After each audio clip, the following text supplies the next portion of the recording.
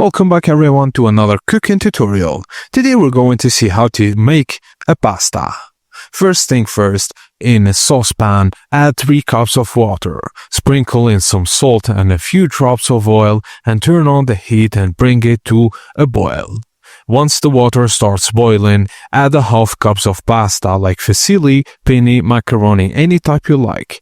Cook on medium heat and stir occasionally to prevent sticking. Now keep checking the pasta. It should be soft but mushy. It should bend slightly and still have a small bite, al dente. Now when it's done, turn off the heat. Now pour the pasta into a strainer and rinse under running water. This stops the cooking process and keeps it from becoming sticky. Now drizzle a little oil over the pasta, mix well and fluff it up. Now it's ready to use in your favorite recipes. Toss it in sauce, add veggies or season with herbs.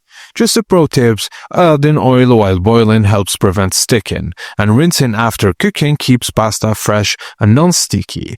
Also cooking time will vary depending on pasta type. Always taste first. And that's it guys. Thank you for watching and please don't forget to like and subscribe for more.